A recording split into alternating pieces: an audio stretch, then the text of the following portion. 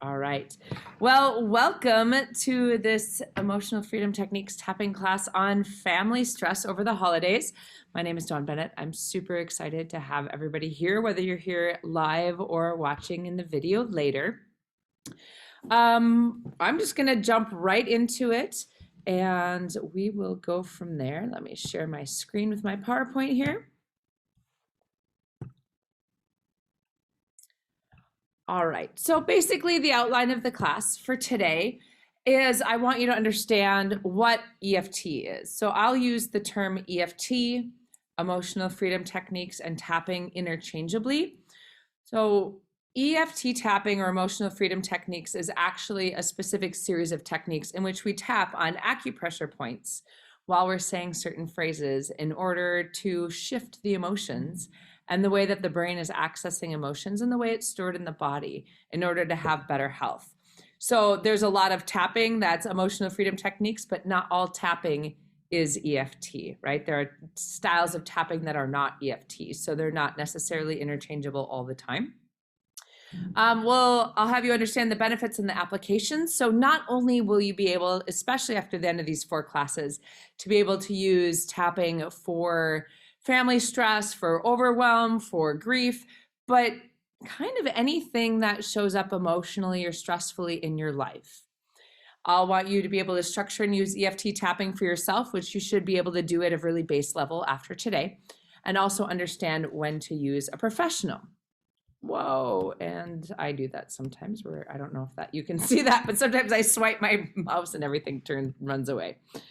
So just for the next 3 weeks, here's a little bit of housekeeping. Bring a pen and paper. So if you don't have that, you can go grab some now. What we're going to do, I may do some tapping demonstrations in some classes, but we will do some tapping live. So sometimes I'll ask for a volunteer.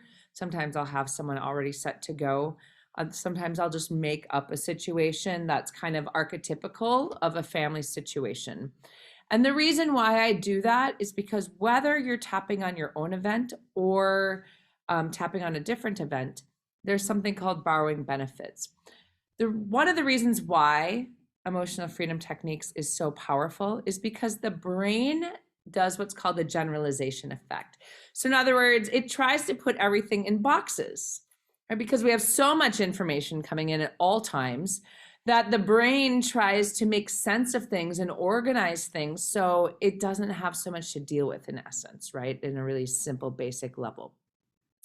So that's why some things that really shouldn't, quote unquote, shouldn't be stressful or quote unquote, shouldn't feel traumatic are, because the brain puts them into the whatever box it chooses and they kind of get stuck in there. So as we use emotional freedom techniques, we start breaking that down. And we'll talk about that more in the next few weeks with talking about what we call tabletops.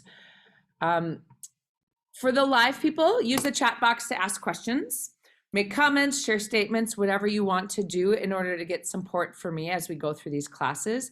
Or feel free to unmute to ask questions. Usually that's the most efficient, but some people don't like their videos popping up or they don't like their names popping up. And I'm not 100% sure that I have my settings set correctly, so that won't happen. And this is being recorded and going out. So you can unmute, you can use the chat box. If you're watching over video, feel free to email me the questions, and you can do that via Eventbrite, or you can do it by replying to any of the Eventbrite emails that got sent out with the notifications and the Zoom links in the class as well. So every week we're going to focus on one aspect of family dynamics. But it's really also about exploring your own self and to encourage your own reflection, because when we change, the others around us change, right? As we start interacting with situations differently, others are forced to make changes, or as we start seeing things with more calmness and more clarity, we're not so reactive, and therefore the other people aren't as reactive, and things naturally tend to calm down. So my encouragement for this class is just to be really playful and curious and gentle with yourself. You're going to be working with some big issues, perhaps. And you may run into some frustration and be like, I don't know how to do this tapping thing, and this isn't working, and I don't remember how to set up a statement, and I don't remember how to do this. But just play with it.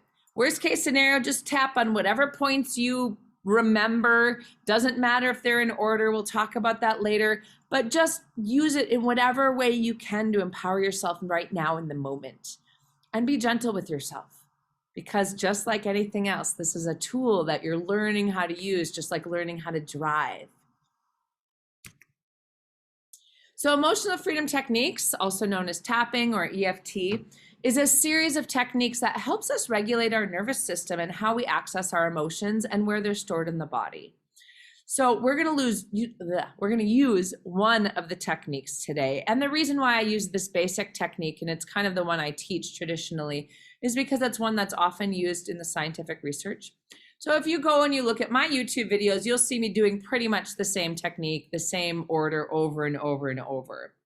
If we work together one-on-one, I'm going to use a variety of techniques. I'm going to access things in a different way, depending upon what we're working with, whether we're working with something that feels traumatic, whether we're working with cravings, whether we're working with physical discomforts and pains, whether we're working with phobias. All of these things we address a little bit differently.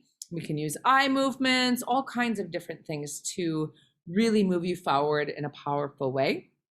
And if you look at other YouTube videos that aren't me, you'll sometimes see that where people will be tapping on the front and the back of their wrists and their fingers and the back of their hand, and sometimes their legs, and sometimes on the spleen point underneath the rib cage. And all of those are valid points. They all work. So I'm not going to say there's a wrong way to do it. I mean, there's definitely ways that seem more powerful and more effective, but really my encouragement is just to use it. So if you learn points in a different order, if you've learned some different points, if you keep forgetting a point, don't worry about it. Just do what suits you. So I don't want to get into research super heavy, but just to let you know, like one of the reasons why emotional freedom techniques is so powerful, they did a study and found that it reduces the stress hormone cortisol by 37%. When we're in that kind of fight, flight, anxious feeling, overwhelmed feeling, we're up in our head thinking about everything in the world place, and decreases anxiety by up to 40%. Okay. So what do we use it for? Well, it empowers you to have better boundaries, to regulate your emotions, to have empowered choice. So you start seeing situations from newer perspectives, from healthier perspectives. So science has shown it to be beneficial for reducing and discharging and neutralizing emotions around current, past, and future events. So what does that mean? An event is just the speak that we use for a situation. So it could mean a fight I had with my sister 2 weeks ago. It could mean right now I'm sitting in front of my computer freaking out because I don't have enough money in my bank account. It can mean thinking about doing a presentation 2 weeks and I'm really nervous about it and I'm afraid I'm going to fail or whatever. So it can be something in the past, something right now, or something in the future that we're thinking about, because our brain doesn't know the difference between past, present, and future, which is why when we start thinking about something in the past that stressed us out, a family member that was mean to us, the loss of a loved one, we feel it. We experience it again right now, unless we've gone through the healing process, unless we've let it go. So emotional freedom techniques helps you let it go so it doesn't get triggered, quote unquote. So it's not such a high emotional response and a physical response within yourself. So we use it for controlling and eliminate cravings. I worked with a lot of clients around that. Decreasing physical discomforts, including pain, because often emotion is stored in the body. So I'll have you access, like if you feel it in your body, please incorporate that. But often we can even be like, oh gosh, this is a pain in the neck. Okay, my neck hurts, even though I'm frustrated that my neck hurts. And we start working with the pain, and all of a sudden a situation that's related to that pain shows up. Reducing or eliminating fears and phobias. This is my mom in the picture. She's 64 years old. She's been afraid of heights her whole life. This was her 5th tapping session. She was one of my case studies, and she lets me talk about this, which is why I'm talking about it. So this is her sitting basically on the edge of a cliff, on the kick wall, on the edge of a cliff at a place called Taylor's Falls in Minnesota, which has pretty much, you can kind of see in the background there, pretty much straight down walls to the river. Before we started, she couldn't even come close enough to the wall to look over the edge. By the end, she was standing on the wall. So, and that has stayed. She texted me, she was like, I went and helped your dad up on the roof in Florida. And a side benefit is she also is not afraid of deep water anymore, which is really interesting, right? So her fear of heights was somehow in her brain linked to this fear of drowning in deep water as well. We also help people find the blocks behind affirmations and goals. When do you want to work with a practitioner like me? If you have experienced or witnessed a traumatic or terrifying event. That doesn't mean if you've been through a trauma, you can't use tapping in your day-to-day, but please do not work with your traumatic or overwhelming emotional event without support, right? Because you can re-trigger, you can set it deeper in your system. Same thing with abuse. Everybody's got their stuck in their blind spots, right? So if you're trying to release a belief, if you're like, why can't I do this? Why do I keep running against the same barrier? Why can't I be successful at work? Why do I keep attracting the same kind of relationships? Why does the world seem to whatever, right? Those are usually beliefs that were created before the age of 7 that we can uncover and release. If you're doing tapping and you're not seeing results, nice time to access a practitioner because we can help you figure out what is it that's blocking the actual results. Precognition and intergenerational work, EFT is one of the very few things where we can actually work with the epigenetics, right? Because trauma is passed down through the genes. They can show through scientific research for at least 3 generations. So these things will show up in the way that we interact in the world and in our bodies, and we can work with that using tapping and something called matrix reimprinting, which I'm also a practitioner of. And then, of course, anytime you want consistency or support. So what does EFT do? Well, it brings calm around the situation. And when you have calmness, there's less stress, which gives you more clarity, because once the brain, the bandwidth, the fight, flight, freeze isn't engaged, once you're not feeling all the fear or the stress or the worry or the anger or the whatever it is, you have clarity. And you can figure out what to do and have the courage to move forward, take those actions, the confidence to do so, right? So emotional freedom techniques opens up your choice. How are you going to respond in the world? How are you going to be? How are you going to interact with that family member that's drunk or that's angry or that's condescending? Or how are you going to feel when you go to those in-laws' houses and you don't feel part of the family, or people are telling inside jokes you don't feel part of, or when you're sitting there missing somebody over the holidays that you really deeply, truly cherish that's no longer in your life? So that can clear and calm all of that. So you can think about these things and interact with these things with more peacefulness. Okay, so now we're going to get into actually, how are you going to do this for yourself? So when you do emotional freedom techniques, when you do basic EFT, and this is in the Eventbrite online page. If you're watching this on my website as one of my members later, the EFT, you've probably received it in an email from me. And if you can't, for people on Eventbrite, if you can't find it in the online event page, if you're having a challenge going there, just email me. I can't actually send out PDFs via Eventbrite, but I can send you a link to it, or I can send you the PDF itself. So this is when you need your pen and paper. And these are kind of the outlines. Now, this is all on the PDF on how to do it as well. But what you're going to do when you're doing your self-care session is you're going to identify a specific event in time. So this can be right now, past, or future, like I mentioned. So I like using the example of, imagine that I'm fighting, or like thinking about when I fought with my sister 2 weeks ago, right? I've been using this same example for like 10 years, so whatever. Okay. So that's a specific event in time. So I want to identify how I feel thinking about that event, about fighting with my sister right now. So maybe back then when I was fighting with her, I was really angry, but maybe now I'm really sad that I fought with my sister, right? So that's what I'm going to use for my setup statement. That's what I'm going to use for this session, is the sadness, because that's where my brain is accessing that memory, is through the sadness. Find out where in your body you feel it, if anywhere. Some people don't feel things in their body, and that is okay. So if you don't feel it in your body, don't worry about it. Don't try to force it, right? Sometimes we don't feel in our bodies because our bodies are very protective, or shut down. Sometimes we don't feel it in our bodies because we're not aware. Sometimes it's not a kinesthetic thing. That's just not how we experience things. But where in your body? So this can be like a flip in your stomach. It can be a tightness in your chest.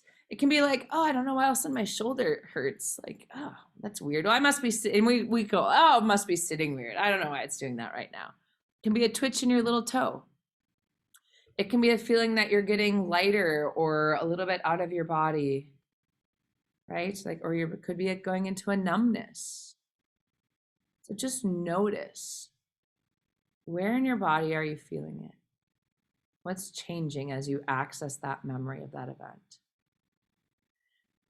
You're also going to rate the emotion. So not the body sensation, but the emotion of the event, thinking about the event, from 0, meaning it's not bothering you at all. No emotion. It's pretty neutral. You can think about that event. No big deal.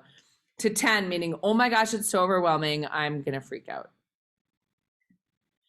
And the reason why we do these things is we want to evaluate, is the EFT that we're doing successful? Are we actually making progress? So that's why we also rate the intensity of the emotion from 0 to 10 right now. Not how was it back then, not how is it going to be, where is it right now? Okay. Whoops, I did move. So your event, your situation should be as specific and detailed as possible, right? So I'm not going to think like, oh my gosh, even when I think about going to Thanksgiving last year, because so much happened at Thanksgiving last year. There was the dinner, and there was maybe the football, and there was the argument, and there was the time that this happened, and there's the situation where someone said that, right? It's too much. And the brain's just like, I don't know, right? Maybe it's about seeing your mom at Thanksgiving. Maybe you didn't get to see her last year. Or maybe you saw her, but you had to see her through a window or something, or you had to stay 6 feet away, or maybe she was super upset or whatever, right? But even then, there's all this stuff around seeing your mom, like the getting there, the how is she interacting, how are you interacting, right? But really specific would be thinking about last year when mom criticized me about my eating choices. So see how that kind of creates a really clear picture? And when I say that, you're like, oh, I know what that would look like. I know what that would, that situation would be. Right? So you want something that's specific enough that when you describe it, when you describe the event, right, other people would be able to say like, oh yeah, I know what that's like. When if you say, oh yeah, I went to Thanksgiving, yeah, they've got a broad picture, but they can't like really sit there and be like, oh yeah, oh your mom was criticizing you about your eating choices. Yeah, I hear you. And once again, we're not choosing overwhelming, traumatic events.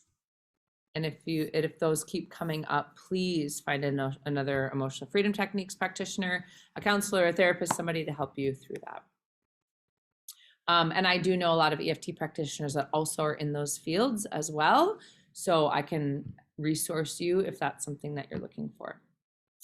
Once again, identifying the event, not buying gifts, not like, oh my gosh, I have to go buy all these gifts for all these people, or I don't have the money to buy all the gifts, right? We're going shopping when everyone's crazy and fighting and punching each other over Xboxes or whatever, right? But really specific, walking into Target Saturday, not knowing what I want to buy for my sister and seeing the shelves are partially empty, right? Kind of that, what would that feel? What does that feel like?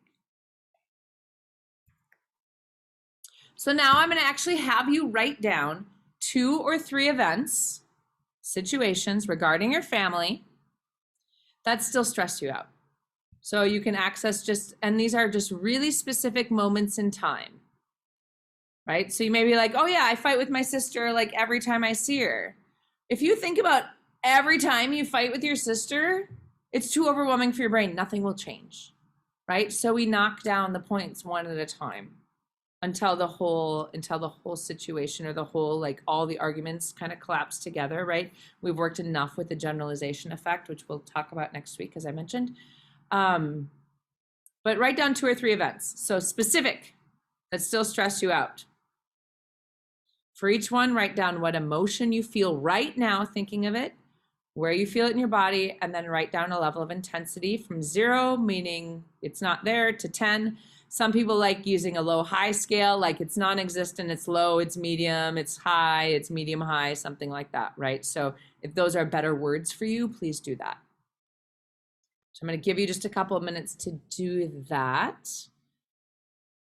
And even if you only get done one, that's fine.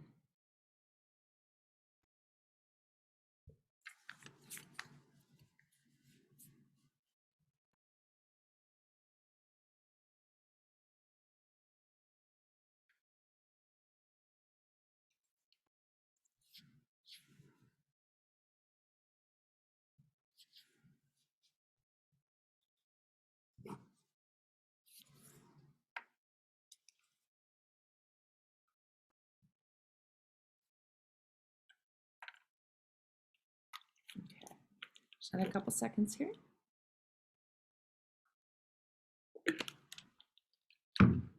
Okay. So the next part, so this is kind of the beginning, the setup statement, right? Is you've got all the stuff. Real quick, are there any questions that I can answer right now?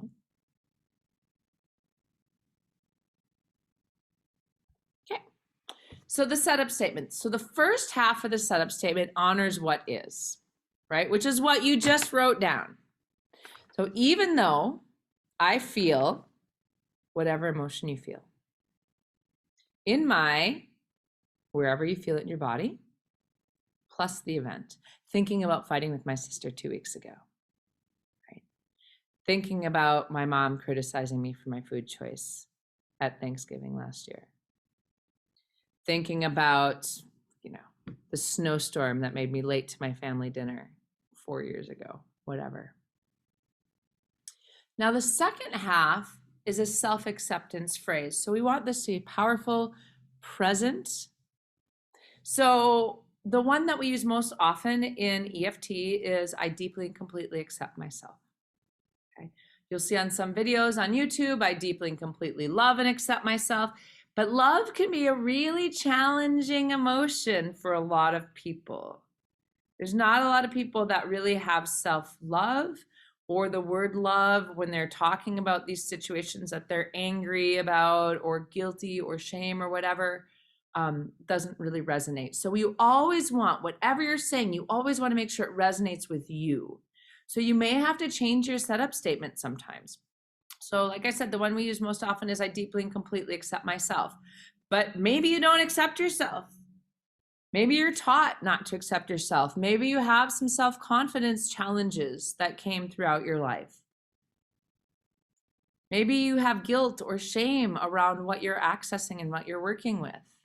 And so it's hard to accept yourself when you're like, yeah, but look what happened, or look what I did, or look what, right? So you can start using alternative things like, I'm open to accepting myself. Or I'm open to accepting the situation. Or I accept that I feel this way. It's Veterans Day today. A lot of military that I work with will use I honor myself, because honor is such a powerful word for them. Sometimes with kids, we'll use statements like, I know my mom loves me anyway, or I know my dad loves me anyway, right? That's how they access it. Some people that are very spiritual or religious will use their spiritual or religious figures. So I have clients that say, I know that God loves me, or I know that God forgives me, and I can forgive myself as well, right? Because you want to try to wrap into that self if you can. So the full setup statement, the first half and the second half together, is going to be repeated 3 times while you tap the side of your hand. So you can write down a self-acceptance phrase or 2 that feel right for you. And when we do tapping on all these demos, please just use the words that I'm using. It's going to be a little bit less confusing. So literally what's going to happen in the setup statement, right, is you're going to say, to use my example, even though I feel angry, right, the emotion, in my stomach, thinking about fighting with my sister 2 weeks ago, I deeply and completely accept myself. So even though I feel angry in my stomach, thinking about fighting with my sister 2 weeks ago, I deeply and completely accept myself. Even though I feel angry in my stomach, thinking about fighting with my sister 2 weeks ago, I deeply and completely accept myself, right? Because we're telling the body, like, even though there's this thing that's stressing me out and it's in the body and it's stored there and it's blah, it's okay. And so that starts shifting how the brain accesses it or how we feel about it, right? So with the full process, you're going to start with that, just like I said, and then you're going to move on to the other points. So I'm going to teach you the other points now. So the first point is the top of the head. And for all of the rest of the points, all we're going to do is say the emotion and where we feel it. So in this example, I'd say anger in my stomach. The next point is at the inside of the eyebrow. Okay, so you can tap both at the same time. You can tap one side, other side. Same thing, like, by the way, with the side of the hand. It doesn't matter what side you tap. It doesn't matter if you switch partway through. I have a bad shoulder right now, so sometimes my shoulder will get tired and I'll have to swap, right? So same thing with all the rest of the points. You can do one side, you can do the other side, you can do both. I like doing 3 fingers personally. And then anger in my stomach, right? So the emotion and the body part. Next is side of the eye at the temple. One side, 2 sides, anger in my stomach. The next is under the eye, kind of right where your pupils are on the cheekbone.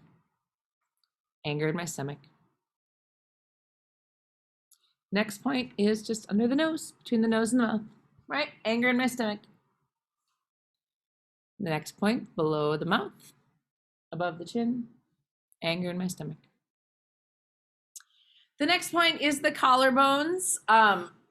I usually have a tank top on, which I do, but the conference room got cold, so I took it off. So underneath your collarbones, you kind of have these soft spots on either side, right? So this is one of the ones that we actually like to do both sides. So some clients like to tap both sides simultaneously. Some people like to use one hand to tap, or some people like to just vibrate it right through their sternum with the fist. Whatever works best for you. Okay, so once again, anger in my stomach. The last part is under the arm. So basically, if you reach right across, for women, it's kind of right where your brow line is, right? You can do one side. With kids, I'll be like, act like a monkey. And they like doing both sides at the same time. So one side, same side, cross side, doesn't matter.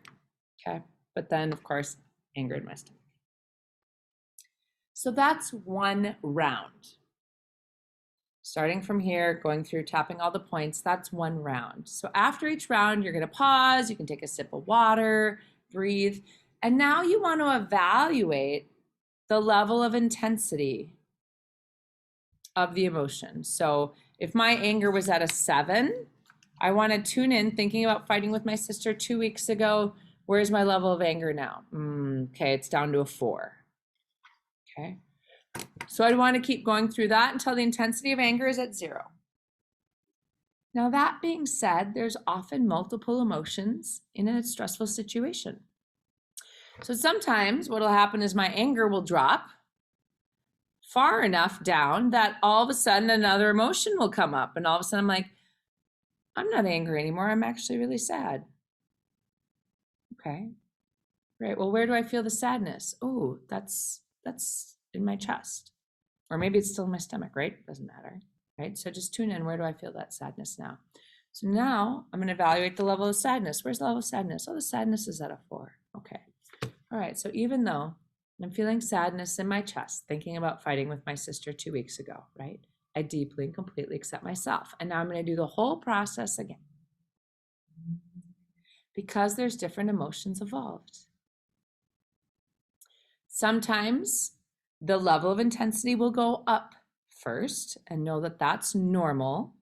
If it keeps going up, you might be grabbing something too big that's overwhelming, right? So you might be grabbing something like it's super general, like last year at Thanksgiving, right? That's so big that if I start tapping on last year at Thanksgiving, it could just blow up for me, okay? So just note that, be really specific. And if it goes up, it's fine, but then just keep tapping to bring it back down. In fact, sometimes I don't even have people start over again at the side of the hand. I just have them go through all these points in a row and just keep tapping until it starts going down, right? Because your brain's accessing it. And there's a reason why it was trapped in your body. So like if you got angry at your boss at work and you weren't allowed to express that anger, you had to shove it down, You know, sometimes you get home and you get to let it all out, or on your drive home, you yell at somebody that's driving poorly next to you or whatever, right? So sometimes you let it out that way. Sometimes you don't let it out at all. And then you start tapping on that, you know, that fight with your boss, and it comes up and it comes out, right? So just know that that's part of the process sometimes, and that's okay. So after every round, you want one of something to happen. You want the intensity level to change. So up or down, right? From the 0 to 10 or the low, medium, high. And or you want the emotion to change. And or you want where you feel it in your body to change. Okay. So that can often happen. And if you did that whole tapping round, I don't fight with my sister, fight with my sister, fight with my sister, and I stop and I breathe and I take water, I'm like, nope, anger's still at a 7. I still feel it in my stomach, so nothing's changed at all. Look at how can I make that even more specific? Like maybe there's a way I can make it more specific. So maybe it's not about the whole fight. Maybe it's about that moment in the fight where she looked at me and she said, "Oh, you're acting just like mom." And I'm like, oh, how dare she say I'm acting just like mom, right? Maybe that's really the point of the argument, or the tone she used, or the way she gestured, or some word that she said, right? So I may have to just say, even though she said, "You're acting just like mom," and that makes me feel offended in my throat, I deeply and completely accept myself. So even though I'm offended in my throat, thinking about how she said, "You're acting just like mom," I deeply and completely accept myself, right? And then I go through the whole process. So know that you can usually narrow it down more completely.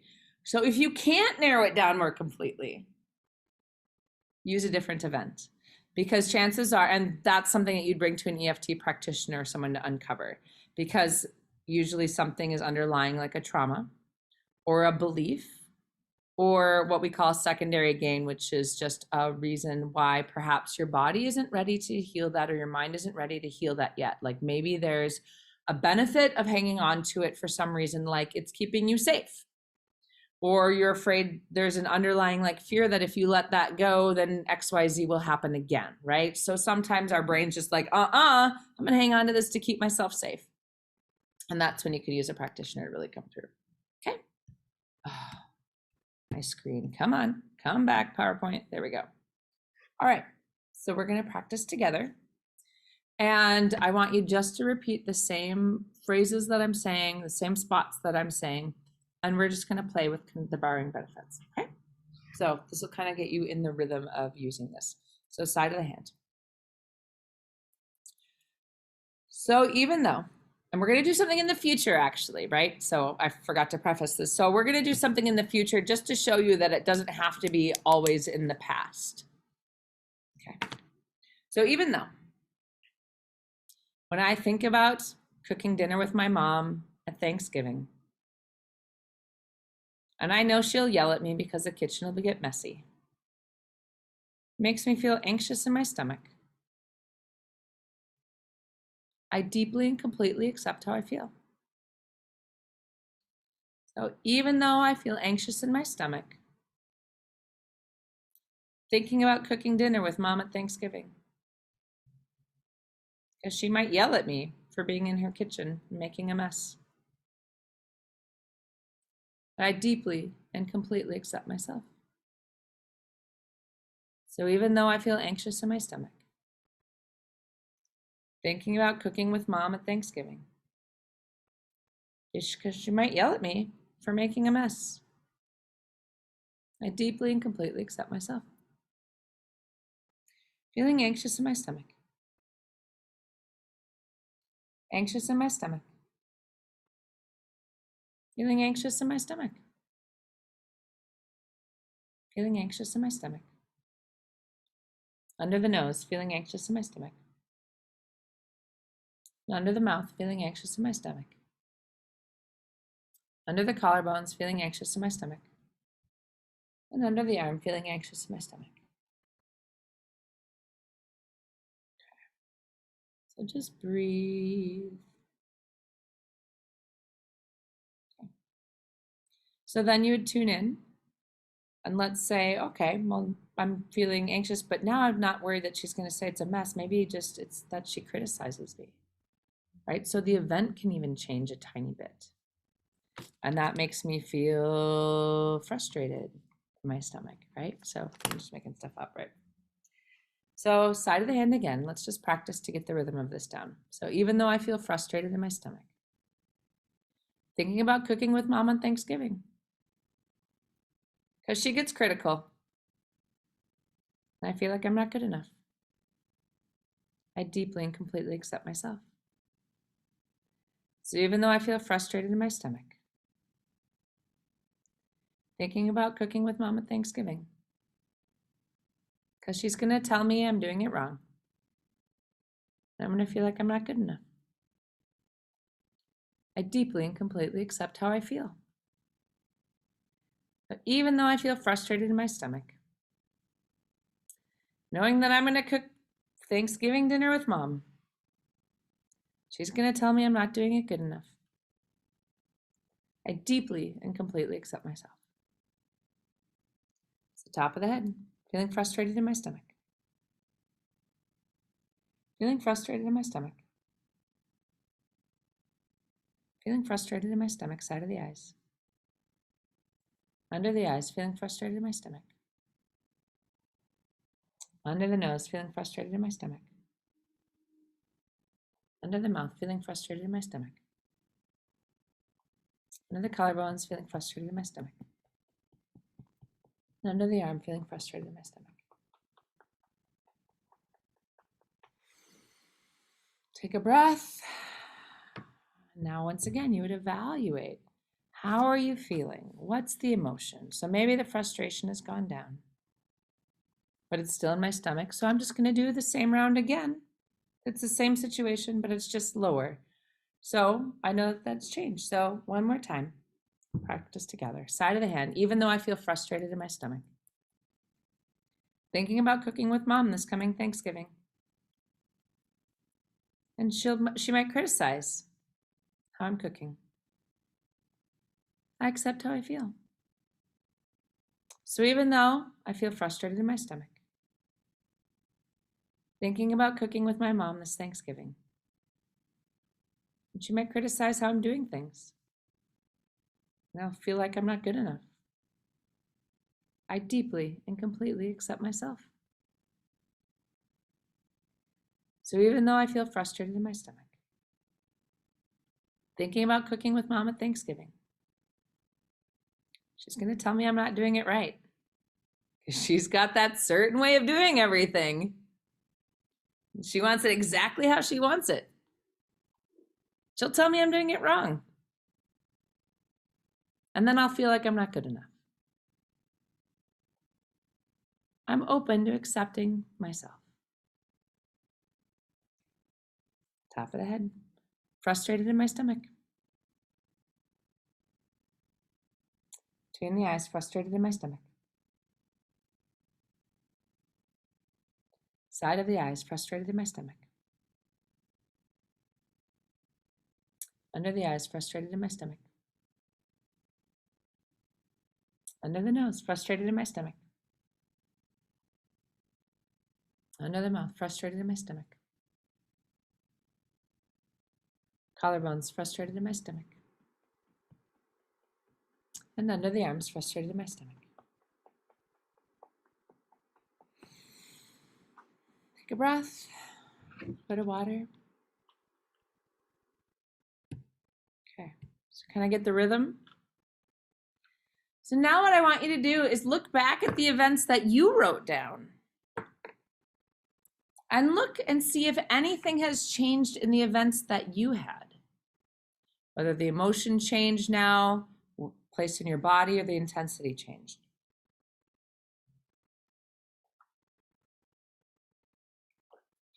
If you want to drop in the chat if it worked for you, great.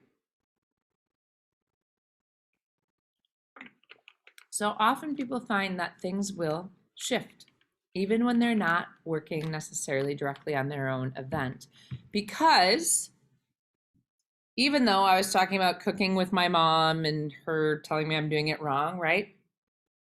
There's some way that your event could be related to frustration or a situation in your stomach, right? Or that you did something wrong. Or it's in the box with one of those things. There, your brain has stored it and kind of generalized it, right? So what's lovely about emotional freedom techniques is as you start working on your own stuff, and I'll kind of give an overview of tabletops. So let's say you're working on like, my mom's always critical, right? So that's the tabletop. That's like what you're working with, is like, try to feel like your mom's not being critical. So underneath that are a bunch of table legs. Like the time she criticized you in 4th grade, or didn't look at your drawing. She came to her, you know, like, Mom, look at my drawing. And she didn't have time because she was busy cooking dinner and she didn't look. And you think, oh, I'm not good enough, right? And then the time where you got a bad grade and you got in trouble. The time you spilled milk all over the table and you got in trouble, right? The time that you were an adult and you didn't feel like you lived up to what your mom had expected. So all of those hold the table up. But luckily for us, we don't have to tap on every single event in the whole world to make that table of mom's criticism and the impact on us fall down, right? So we tap on some of these things, and depending upon what's underneath it, right? Sometimes we have to tap more often than not. But often what you'll find is if you write down a bunch of situations, they'll all start going down, right? So this is what's really lovely about tapping, is the more you use it in your daily life, when you're in emotional situations, when you're thinking about something that's going to be emotional, or you're feeling emotional thinking about something coming up, or something in the past that you're still hanging on to. So for those of you that have lost a relationship, someone has died,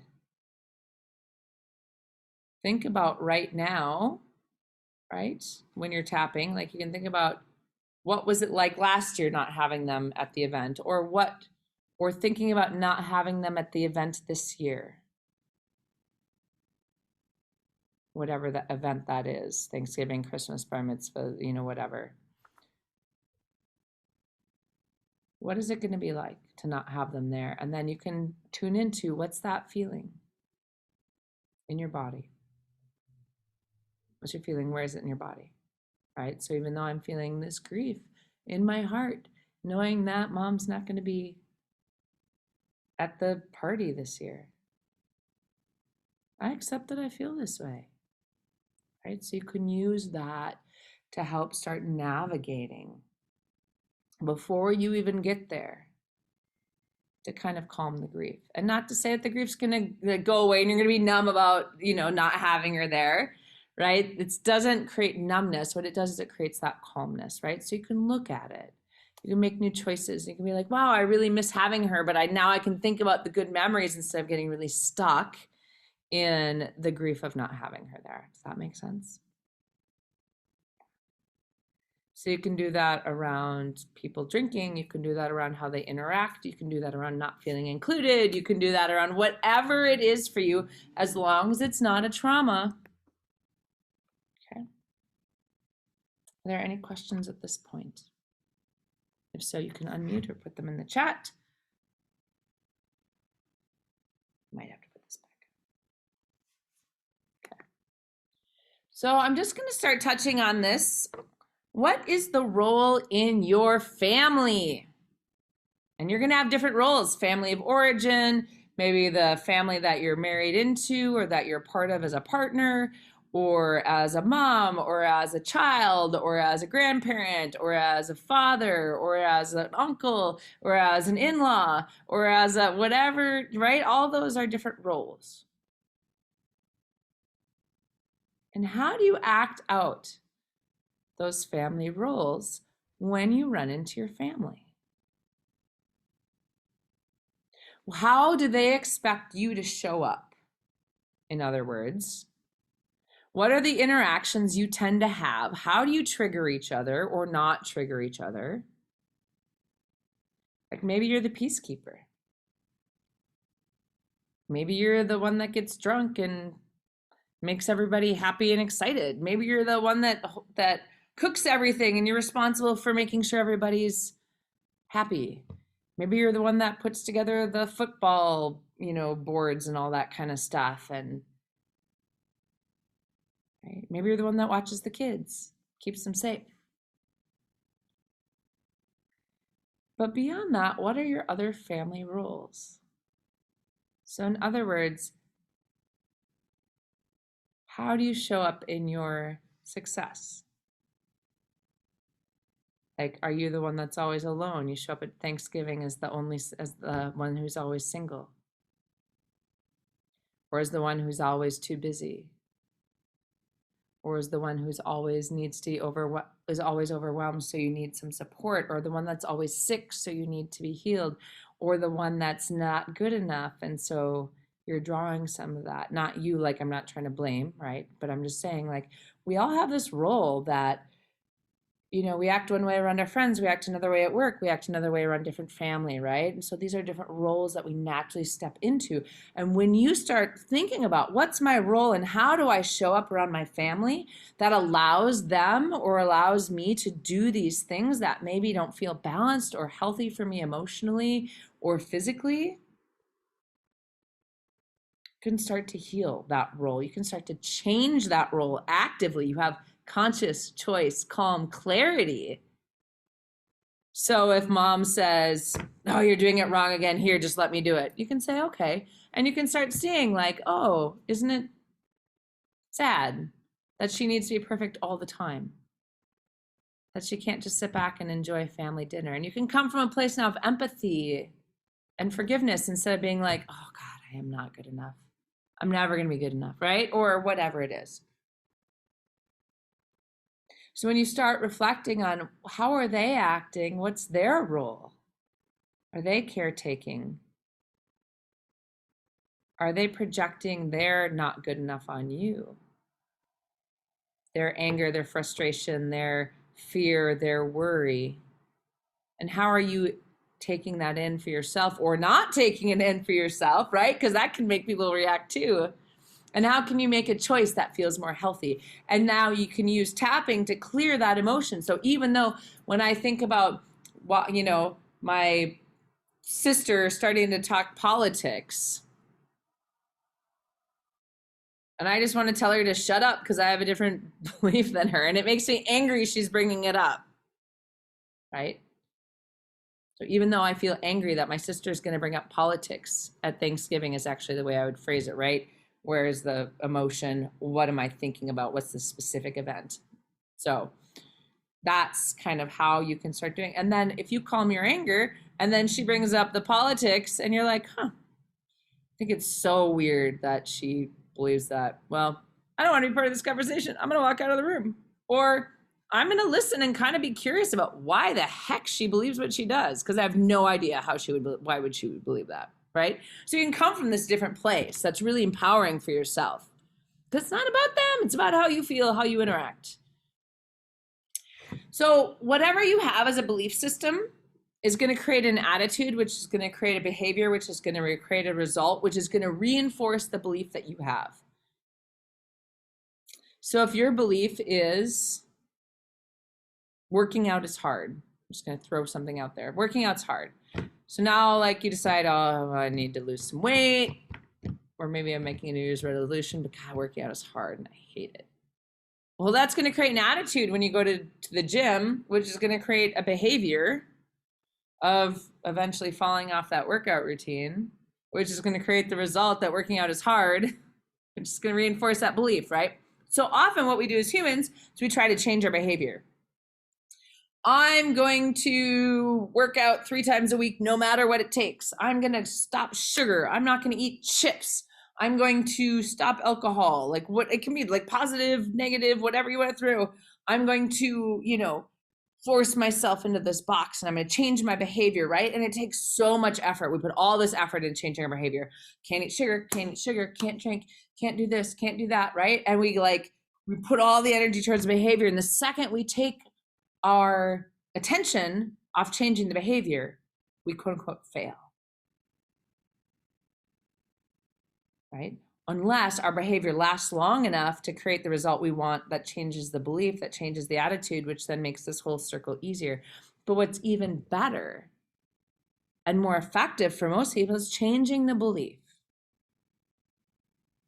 So instead of believing that working's that hard, you can be like, okay, I don't know where I got the belief. So even though I feel frustrated in my stomach that I think working out is hard, except I feel this way. So even though I feel frustrated in my stomach that I have this belief that working out is hard and it's preventing me from going to the gym, I accept I feel that way, right? So you can work directly on the belief, or you can work on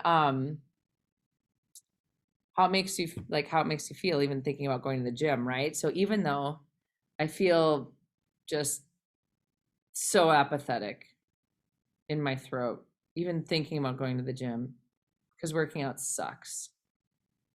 I accept I feel this way. So even though I feel so apathetic in my throat, thinking about going to the gym because working out sucks so bad, right?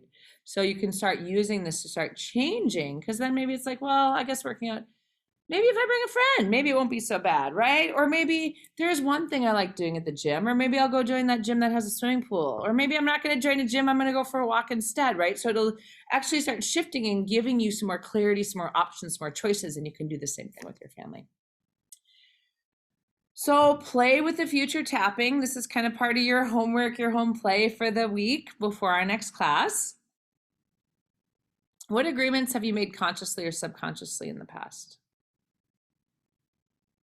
In other words, like there was a while, and I took this class, I did this exercise when I was out in California about 6 years ago, 7 years ago, something like that, with this woman whose name I'm blanking on right now. I should write it down, but she brought us through a role playing thing of pretending like we're showing up at a holiday, playing the role that we identified that we play in our family, right? And so what I came to realize is that my role at that point in time in my life was to not quite be successful.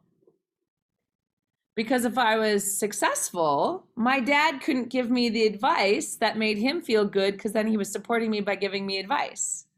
So if I showed up at the holidays like, well, how's business, Dawn? Oh, business is good, but there's this thing that's happening that's not quite great, and la la la la la, or I'm not quite making as much money as I want, or this bad thing happened. I lost an employee because her husband moved away, or whatever.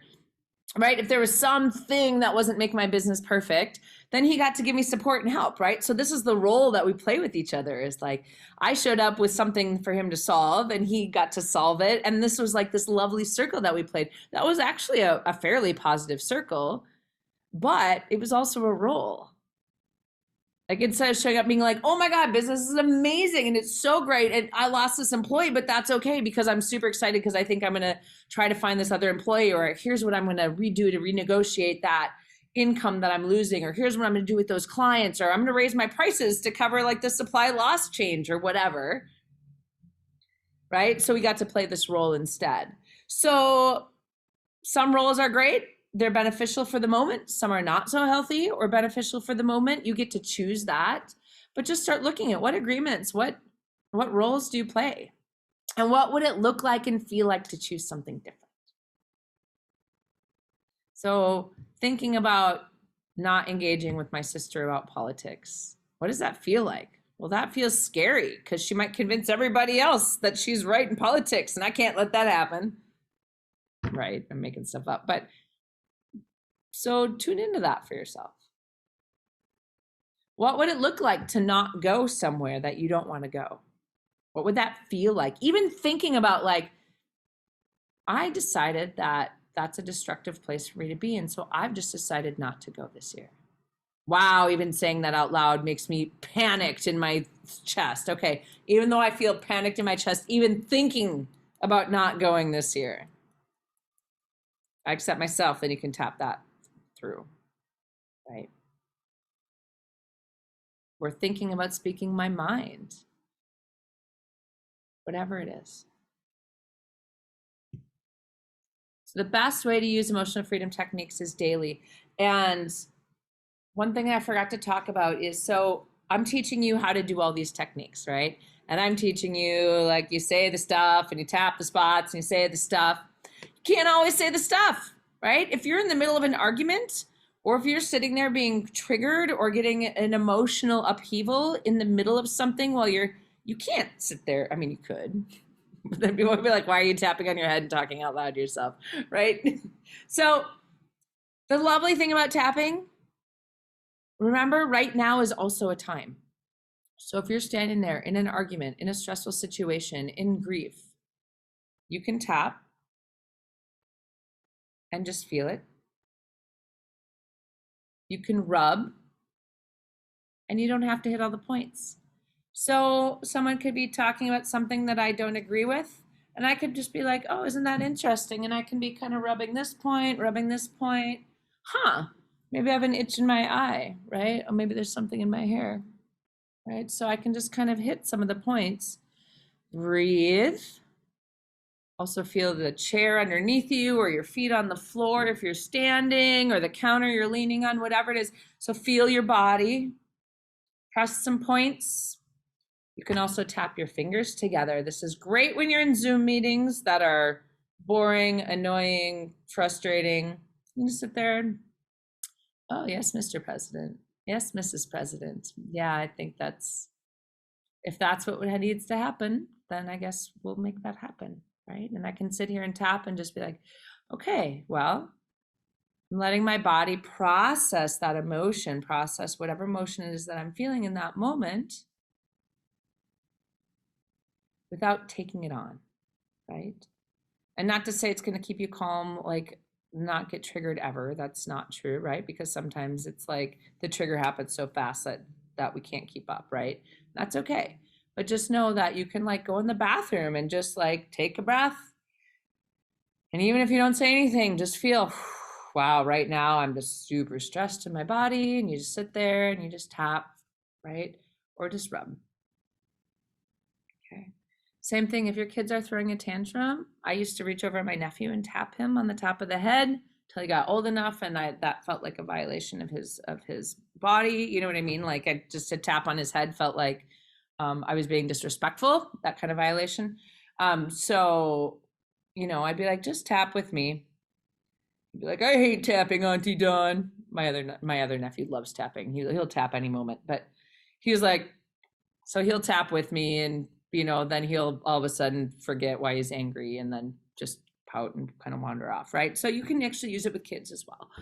You can rub the points, you can touch the points, you can tap with them, or you can have them tap on their teddy bear if they're starting to have like freak out, if they're getting overwhelmed. How's Teddy feeling? Oh, he's really sad right now. Okay, we'll tap on Teddy. Just tap on his head, tap on his eyes, because kids' imagination, they're so attached to their animals, they're so attached to their whatever it is, their imaginary friends, right? You can have them tap on whatever they want, and they will actually shift themselves, right? EFT is being used a lot in the schools. I could get squirreled about that for hours, but I'm not going to.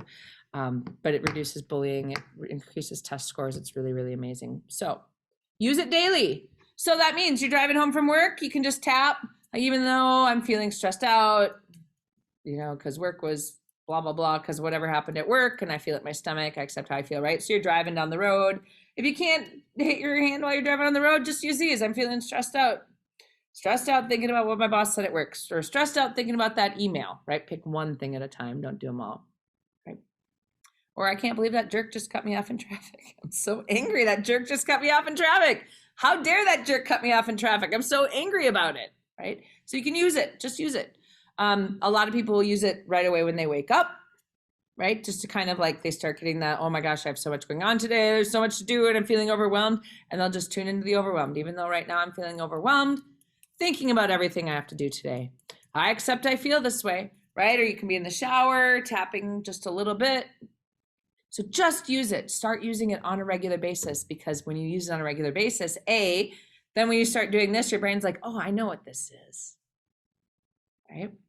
Brain's like, I know how to calm this down. But also then when you do get into a really stressful situation, because you've been doing the tools, you'll remember it more quickly. You have more access to it. So home play, as I mentioned, tap on unresolved portions of the events you wrote down. So the 2 to 3 that you wrote down before, bring those all down to a 0. Define your roles, tap on how you feel about them, specific events, scenarios, right? As much or as little time as you want on this. Okay. If you get stuck, feel free to text me. My text number is there, 651-401-6131. You can also get it off my website. You can email questions, stuck spaces, success stories. There's a QR code at the bottom of this, or my link tree, which will lead you to, you can do a free 20-minute chat with me about, how to set up if you're struggling with setting up your tapping scripts, or, you're stuck on something and you want a little bit of one-to-one time. Everyone in this class gets a session like that. So please feel free to utilize that at any point in time. Additional uses for tapping: relationship challenges, sleep. If you're unable to sleep, your mind's going, just sit there and rub what other points are convenient, right? Or you can just lay there on your pillow and just tap your fingers together. There's some other points on the wrist. You can tap the front of the back of your wrists. You can lay there in bed and just all snuggled up and tap or rub your chest points. All right, hello. And then here's my little quote: healing may not be so much about getting better as about letting go of everything that isn't you, all the expectations and beliefs, and becoming who you are. So thank you very much, everybody. Have a really lovely night, and I'll stop the recording and then take questions. Otherwise, feel free to email me. Have a good night.